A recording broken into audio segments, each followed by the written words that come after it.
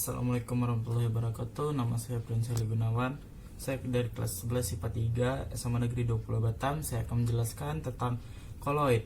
Koloid itu adalah campuran heterogen dari dua zat atau lebih, di mana partikel-partikel yang berukuran antara 1 hingga 100 nm terdipresi merata dan medium zat lain.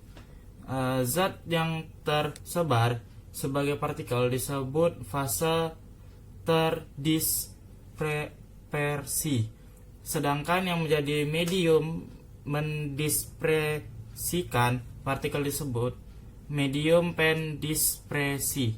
Secara makroskopis, koloid terlihat seperti larutan, di mana terbentuk campuran homogen dari zat terlarut dan pelarut.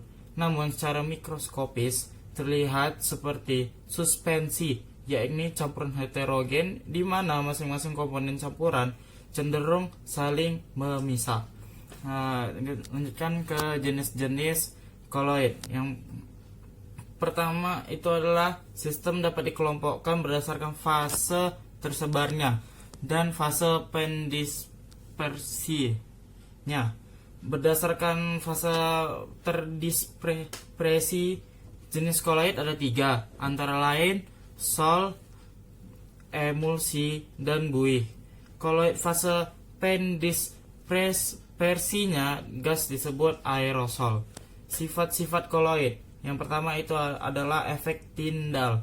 Ketika seberkas cahaya diarahkan kepada larutan, cahaya diteruskan. Namun, ketika berkas cahaya diarahkan kepada sistem koloid, cahaya yang akan dihamburkan. Efek penghamburan cahaya oleh partikel koloid ini disebut efek Tyndall. Penghamburan cahaya ini terjadi karena ukuran partikel koloid hampir sama dengan panjang gelombang cahaya, nampak 400 sampai 700 nm. Yang kedua adalah gerak Brown. Gerak Brown secara mikroskopis, partikel-partikel koloid bergerak secara acak dengan jalur patah-patah atau zigzag. Dalam medium pendispersinya, gerakan ini disebabkan oleh terjadinya tumpukan antara partikel koloid dengan medium pendispersinya. Selanjutnya adalah muatan koloid. Yang pertama adalah adsorpsi. Partikel koloid dapat menyerap partikel-partikel yang bermuatan namun tidak bermuatan pada bagian sebagai contohnya SO1Fe dalam kurung OH dalam air bermuatan positif karena mengadopsi ion-ion positif, sedangkan SO1AS2S3 bermuatan negatif karena mengadopsi ion-ion negatif.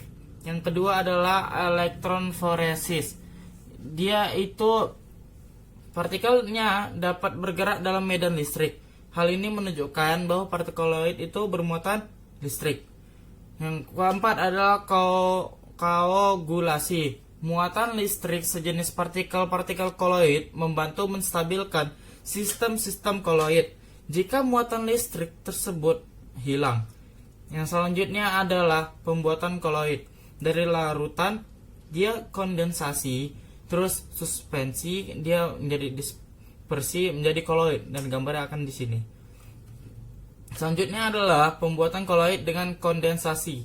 Pada cara ini partikel-partikel larutan bergabung menjadi partikel-partikel yang besar yang dapat dilakukan melalui pertama, reaksi redoks. Contoh pembuatan sol belerang.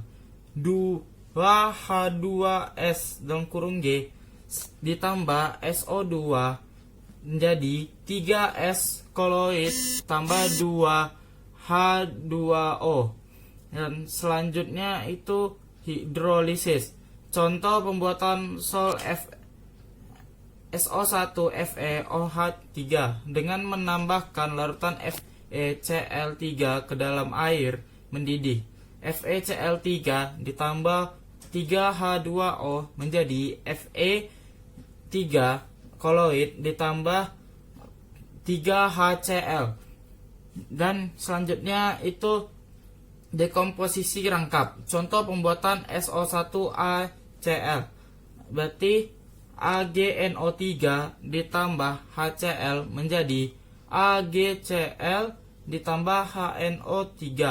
Selanjutnya itu adalah pergantian pelarut. Contoh, bila larutan jenuh kalsium asetat dicampur dengan alkohol akan terbentuk suatu koloid berupa gel. Selanjutnya, 2. Pembuatan koloid dengan cara dispersi.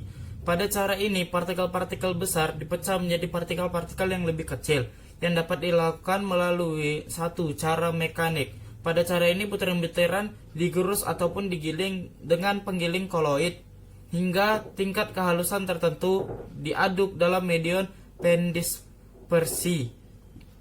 Yang kedua adalah cara peptisasi. Pada cara ini, partikel-partikel besar dipecah menjadi batuan pemeptisasi atau pemecah. Yang selanjutnya adalah cara busur Brandig. Cara ini digunakan untuk membuat sol-sol logam seperti Ag, Au, dan Pt. Logam yang akan dijadikan koloid digunakan sebagai elektrode yang dicelupkan dalam medium pendispersinya. Lalu kedua ujung elektroda diberikan loncatan listrik. Soal pertama, yaitu sifat koloid yang dapat menghamburkan cahaya, yaitu jawabannya adalah gerak Brown. Yang kita ketahui, gerak Brown adalah gerak acak dari partikel koloid yang disebabkan oleh benturan antara partikel koloid dengan mediumnya. Soal kedua yaitu peristiwa koagulasi dapat ditemukan pada jawabannya adalah terjadinya delta di muara sungai. Kenapa seperti itu? Koagulasi koloid adalah peristiwa pengendapan koloid. Terbentuknya delta di muara sungai merupakan peristiwa koagulasi yang terjadi bertahun-tahun. Partikel tanah liat dalam sungai yang bercampur dengan air laut atau sungai terjadi koagulasi karena air laut atau sungai yang lain merupakan suatu elektrolit. Jadi jawabannya adalah terjadinya delta di muara sungai.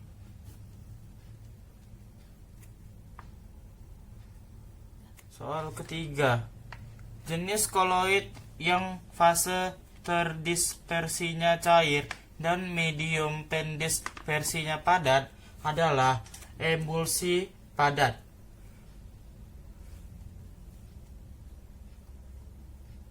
Yang kita ketahui itu fase terdispersinya itu cair, medium pendispersinya itu padat, dan jenis koloidnya itu emulsi padat. Dan contohnya itu keju, mentega, dan mutiara.